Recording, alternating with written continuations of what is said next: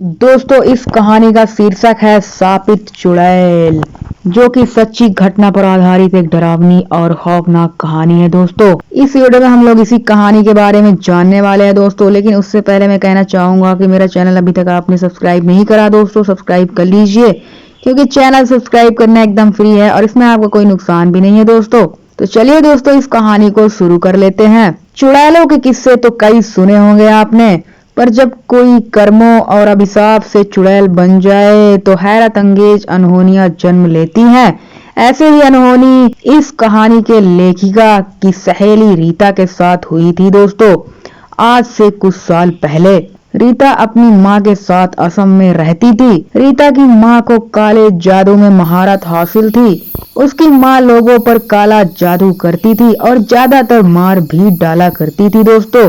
हर अमावस की रात को रीता की माँ जंगल में एक जगह बनाकर अपने काले जादू को अंजाम देती थी। कभी जानवरों की बलि देती तो कभी लोगों और बच्चों की।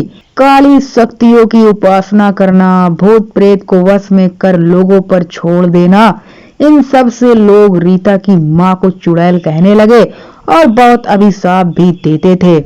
एक दिन रीता ने अपना घर छोड़ दिया और कुछ दिन बाद अपने पसंद के लड़के से शादी कर ली। फिर भी रीता की माँ में कोई सुधार नहीं आया। अपनी काली शक्तियों के दम पर रीता की माँ ने सारी हदें पार कर दी थी और वो दुनिया पर राज करना चाहती थी। इसके लिए वो कई मासूम लोगों और बच्चों की बलि देने लगी। भगवान का भी कोई डर नहीं था और किसी भी धार्मिक स्थल में नहीं जाती थी। कोई भी रीता की माँ से संपर्क नहीं रखता और वो बिल्कुल अकेली पड़ गई थी दोस्तों। कई सालों तक रीता की माँ अपनी काली शक्तियों को लोगों पर आजमाती रही। वो बेलगाम होकर काले जादू से जो चाहती वो हासिल कर लेती थी दोस्तों। लेकिन बुराई का अंत एक दिन हो ही जाता है दोस्तों। रीता की माँ शायद भगवान के न्याय और कर्मों के फल का मतलब भूल चुकी थी। रीता की माँ अचानक बहुत बीमार हो गई। उसे लकवा मार गया था। इस बार उसका काला जादू भी नाकाम रहा और उसका ख्याल रखने वाला भी कोई नहीं था।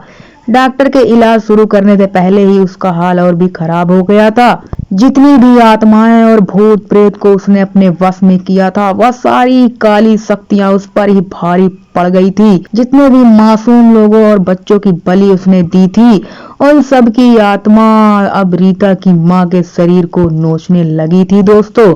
धीरे धीरे उसके शरीर में कीड़े पड़ गए। ऐसी औरतें जो खुद काला जादू करती है, उनकी छवि एक शापित चुड़ैल जैसी हो जाती है।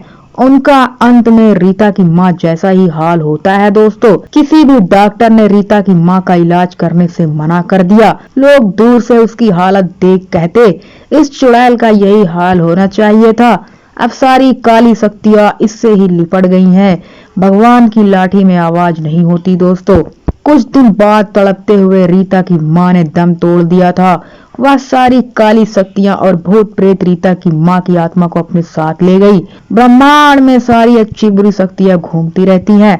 काला जादू करने वालों को अंत में यही काली शक्तियां घेर लेती हैं, क्योंकि कुदरत के अपने नियम है इंसाफ करने के दोस्तों। तो दोस्तों यह थी सच्ची घटना पर आधारित पूरी कहानी। इससे हमें यह सीख मिलती है, कभी भी खुद को कुदरत रखने वाला नहीं समझना चाहिए दोस्तों, क्योंकि सिर्फ भगवान ही है जो पूरी कायनात, पूरी दुनिया पर हुक्म कर सकता है दोस्तों, और सब पूरी हर एक जानदार चीज पर कुदरत रखता है दोस्तों।